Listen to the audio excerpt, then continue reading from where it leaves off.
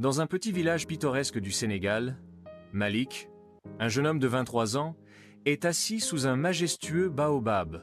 Autour de lui, des livres de droit et de sciences parsemant le sol poussiéreux. Malgré les défis de son quotidien dont l'électricité intermittente, les ressources limitées, Malik poursuit ses études avec passion. Ainsi, il affirme « Depuis toujours, je rêve de changer la vie des autres. Le droit est mon arme, et la science, ma stratégie. » Son mentor, M. Diouf, entre dans la scène. Portant une mallette usée remplie de documents, il tente une lettre à Malik. Et Malik, ceci pourrait bien être la clé de ton avenir. Malik ouvre la lettre et découvre le sceau prestigieux de l'Ex-Arcanum Academy, la plus célèbre école de droit au monde.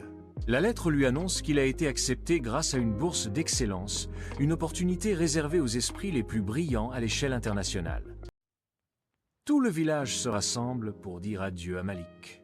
Les habitants, remplis de fierté, lui offrent des cadeaux symboliques pour son voyage notamment, un collier porte-bonheur, un carnet et des mots d'encouragement. Monsieur Diouf lui remet un stylo ancien en argent gravé de l'inscription « La vérité est dans l'effort ». Ce stylo représentera ta voix dans les tribunaux du monde entier. Garde en tête que tu portes les espoirs de ceux qui n'ont pas de voix. En route vers l'aéroport, Malik contemple une dernière fois son village et fait une promesse silencieuse, il reviendra pour apporter un changement positif. L'avion atterrit dans une ville européenne futuriste, où les gratte-ciel en verre côtoient des architectures anciennes. Malik est accueilli à l'Ex-Arcanum Academy, un château somptueux entouré de jardins modernes, où des hologrammes affichent des citations de juristes célèbres. Émerveillé, il explore le campus, observant les élèves vêtus d'élégants uniformes, débattant sur des lois complexes et des stratégies innovantes. Malik, malgré une certaine intimidation, sent sa détermination croître. Dans sa chambre partagée, Malik rencontre Lila, une étudiante belge spécialisée en statistique, et Hugo, un biologiste français très réservé mais prodigieux en médecine légale. Alors Malik, toi c'est quoi ton arme secrète? Je dirais une petite dose de science et une grande confiance en la vérité. Lors de l'accueil des nouveaux élèves, Maître Valmont, le doyen imposant de l'académie, s'avance sur une estrade holographique. D'un geste, il active une projection simulant des procès spectaculaires. Ici, vous n'êtes pas simplement des étudiants. Vous êtes des gladiateurs du droit. Chaque procès est un défi. Seuls les meilleurs triompheront. Et souvenez-vous, seuls 1% d'entre vous obtiendront leur diplôme. Les autres échoueront. Malik observe l'engouement autour de lui, prêt à se lancer dans cette aventure qui promet d'être implacable. Le premier exercice met Malik dans l'arène. Les élèves doivent résoudre une affaire simulée. Un agriculteur accuse une entreprise chimique de pollution ayant détruit ses cultures. Preuves fournies, analyse chimique, données météorologiques et échantillons de sol. Malik est opposé à Olivia Tremblay, une étudiante canadienne, célèbre pour son talent prodigieux et son éloquence glaciale. Elle est issue d'une famille influente et domine les discussions avec une confiance intimidante. Bonne chance, Malik. Mais tu devrais savoir, ici, la chance ne sauve personne. Le grand amphithéâtre de l'Ex-Arcanum Academy s'anime sous les murmures fébriles des étudiants. Aujourd'hui, un affrontement hors du commun va se dérouler. Malik, l'élève brillant mais imprévisible, est opposé à Olivia Tremblay, membre du prestigieux Conseil des Cinq, une figure de logique froide et implacable. Chers étudiants, préparez-vous à assister à un événement historique. Olivia Tremblay, prodige du Conseil, affronte Malik dans une bataille intellectuelle sans précédent. La thématique du jour est la pollution chimique agricole et ses implications juridiques, sociales et théologiques. Les portes massives de l'arène s'ouvrent et Olivia fait son entrée. Elle est accompagnée de son assistante Alma, une spécialiste redoutable du droit médical. Regarde comment elle marche. C'est comme si elle était déjà sûre de sa victoire. Et Alma, elle est tout aussi effrayante. J'ai entendu dire qu'elle maîtrisait une technique surnommée la doctrine scalpel. Alma prépare ses hologrammes, projetant des analyses chirurgicales sur les effets chimiques des produits agricoles sur la santé humaine. La doctrine scalpel, sa technique signature, consiste à fragmenter les arguments adverses en interrompant chaque transition logique, créant des failles apparentes dans le raisonnement. Chaque donnée est prête. Je m'assurerai qu'ils ne parviennent pas à maintenir la cohérence. Parfait.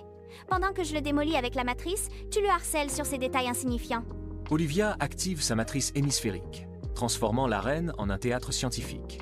Des équations lumineuses flottent autour d'elle. Chaque aspect du débat est comme un processus chimique. Chaque action humaine engendre une réaction. Le droit ne peut ignorer la logique absolue de la science. Elle commence à démontrer la nécessité de réglementations strictes, utilisant des modèles environnementaux précis pour prouver que la science doit prévaloir sur les traditions. Malik s'avance, l'air calme mais déterminé. Contrairement à Olivia, il ne s'appuie pas uniquement sur des faits froids. Olivia parle de chiffres et de molécules. Malik lui commence par évoquer les traditions alimentaires qui risquent d'être perdues à cause de la pollution chimique. Mais que vaut une loi qui détruit les fondations mêmes de nos cultures alimentaires? Regardez la gastronomie française, où chaque produit est respecté. Regardez l'Italie, où la terre est sacrée.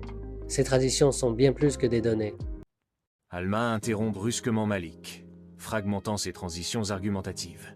Vous parlez de tradition, mais où sont vos preuves? Où sont vos chiffres pour soutenir vos idées? Sans faits concrets, vos paroles sont creuses. Malik reste imperturbable, gardant son rythme. Malik contre-attaque en introduisant un élément théologique. Si nous détruisons la terre avec des produits chimiques, nous violons un principe sacré, la responsabilité spirituelle envers la création. Aucun système juridique ne peut ignorer cette vérité fondamentale. Des murmures parcourent la foule. Même Alma semble ébranlée par cette approche imprévue. Olivia amplifie sa matrice hémisphérique, intégrant des éléments de biologie moléculaire pour réfuter les arguments de Malik. Vous parlez de théologie et d'émotion, mais la science est claire.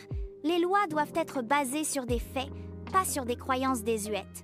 Olivia est tellement précise, mais Malik touche quelque chose de profond. Je ne sais pas qui a raison. Ils sont tellement opposés. Alma révèle un détail médical. La pollution chimique est liée à une augmentation des cancers dans certaines régions. Si nous ignorons cela, nous condamnons des générations à souffrir. Cela dépasse les traditions alimentaires. Malik surprend la reine en évoquant la cuisine chinoise, qui équilibre nutrition et médecine. La Chine a prouvé que la culture alimentaire peut devenir un pilier de la santé. Si nous détruisons cela, nous détruisons nos bases. Il s'accroche, mais il ne tiendra pas. Ce duel est une confrontation de philosophie. Mais lequel des deux représente l'avenir de l'Académie? Malik réunit les deux axes en une conclusion poignante. La terre est notre héritage divin. La gastronomie est la langue de cette terre. Si nous trahissons cela, nous perdons notre humanité. Pour la première fois, Olivia montre un doute. Son raisonnement perd de sa fluidité face à l'émotion que Malik a suscitée.